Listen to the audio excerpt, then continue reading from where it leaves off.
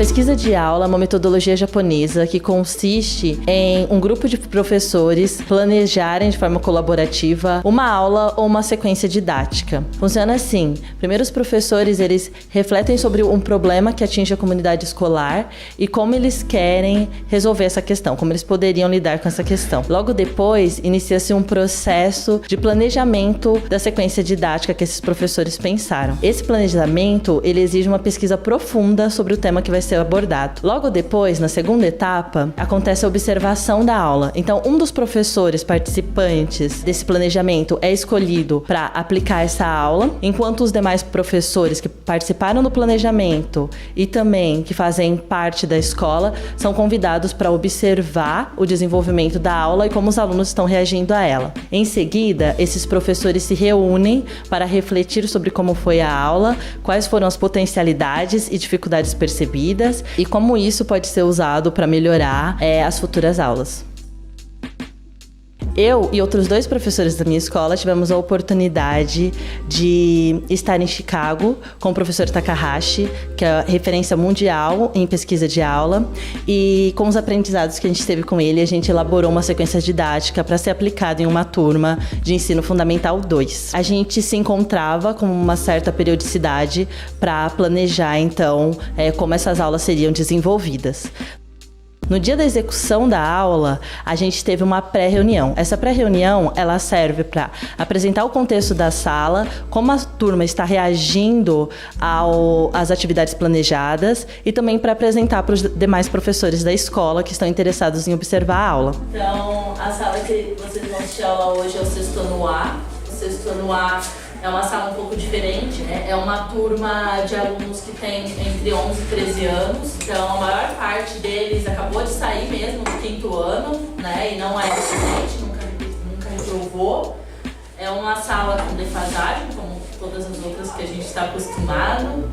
E aí, por esse motivo, é uma sala que, desde o começo, para mim, foi muito importante tentar trabalhar flexibilidade numérica, né? Que é essa forma como a gente vê os números e consegue trabalhar com os números para além de algoritmo. Então, a ideia com eles nunca é fazer eles decorarem uma forma de resolver a coisa, mas sim deles buscarem meios de resolver isso ou oferecer diversos métodos e deixar que eles escolham qual é o melhor para eles, qual é o que eles mais se adaptam.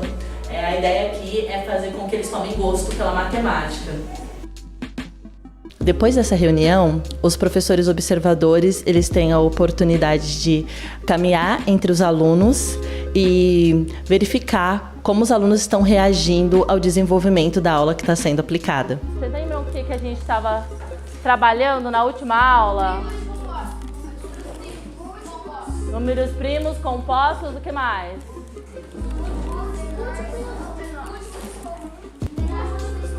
Menor múltiplo comum, boa! E aí a gente terminou a última aula falando sobre formas de resolver quando a gente tinha problemas com MMC, certo? Como é que a gente fazia, por exemplo, o MMC de 2 e 6? Como era uma forma de fazer? Como assim a tabuada? Como é que a gente começava a fazer? Qual que são os múltiplos de 2?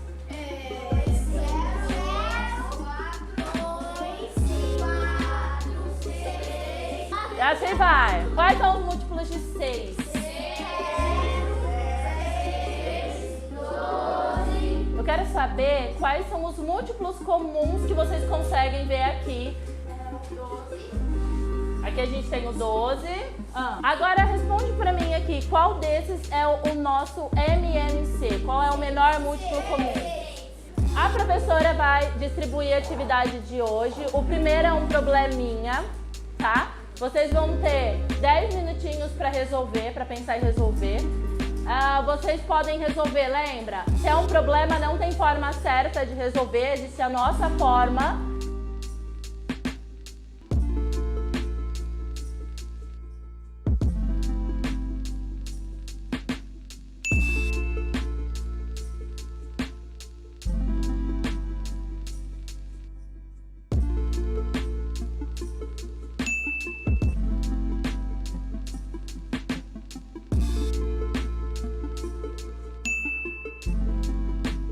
Depois dessa aula, os professores se reúnem novamente com as pessoas que fizeram o planejamento e aplicaram a aula para fazer uma reflexão sobre o planejamento. Esse momento de reflexão ele é muito importante porque ele reúne uma série de evidências, conta para as pessoas que planejaram como esses alunos estão aprendendo e como eles poderiam aprender melhor. A gente estava comentando que a maioria deles conseguiu entender como fazer o MMC, como encontrar o MMC. A grande dificuldade é aplicar o MMC numa situação real. Tem uma coisa neles que eu já achava que era essa ideia de que eles estavam bem mais apegados ao método da listagem, né? Então a grande maioria continua usando o método de multiplicar, pegar o resultado e achar, mas tudo bem, porque o método de fatoração foi apresentado na aula passada para eles, para pensar para as próximas aulas como induzir eles a usarem mais o método da fatoração. Alguns, sim, até vi que eles sabiam fazer o MMC, eles não sabiam como resolver o problema proposto. Eles não estavam fazendo essa relação entre utilizar o MMC e resolver o problema. A ideia é continuar trabalhando com exercícios desse tipo e outros tipos de exercícios que incluam a MMC para eles conseguirem identificar qual tipo de situação se usa o MMC.